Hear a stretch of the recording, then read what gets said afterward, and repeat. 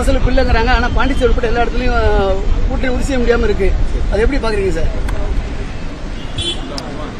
அதாவது தங்களுடைய அங்க உள்ள பிரச்சனைகள், அங்க உள்ள தவறுகளை, இந்த ஆட்சியில் உள்ள தவறுகளை, தமிழ்நாட்டில் சட்டம் ஒழுங்கு கெட்டு போயிருக்கிறத, ஊழலை, முறைகேடுகளை, மக்களை ஏமாற்றுகிறத எல்லாத்தையும் மறைப்பதற்காக என்டிஏ கூட்டணி மீது அவர் எல்லாத்தையும் திசை திருப்புகிறார் முதலமைச்சர். ஆனால் இந்த முறை தமிழ்நாட்டு மக்கள் ஏமாற மாட்டார்கள்.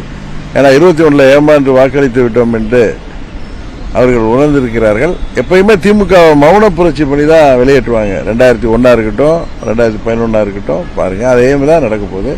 அவர்கள் எத்தனை பலபலத்தோடு மோதினாலும், கூட்டணி பேரம் என்கிற பேரில் அவர்கள் மோதினாலும் உறுதியாக வெற்றி பெற போவது தேசிய ஜனநாயக கூட்டணி தான். எங்க அம்மாவுடைய ஆட்சி தான் அமையும்.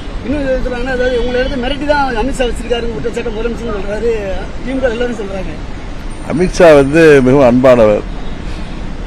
திமுக மாதிரி கொடியோடு வான்னா தடியோடு வான்னு சொல்ற மாதிரி கட்சியும் கிடையாது பாஜக. அவர்கள் கொள்கை பிடிப்பானவர்கள்.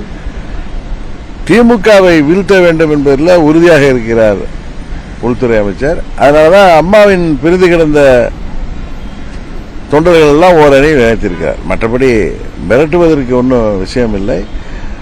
திமுக தான் எப்பயுமே பயத்தில் டபுள் கேம் ஆடுவாங்க. எங்க வெளியில ஒன்று பேசுவாங்க, உள்ளார போய் காலை பிடிக்கிறது அவங்க தான். உங்களுக்கு ஒதுக்கப்பட்ட தொகுதி 10 நீங்க தான் பாத்தீங்களா, 11 தொகுதிகளுமே நாங்கள் கேட்ட தொகுதியிலிருந்து தான் கொடுத்துருக்கேன்.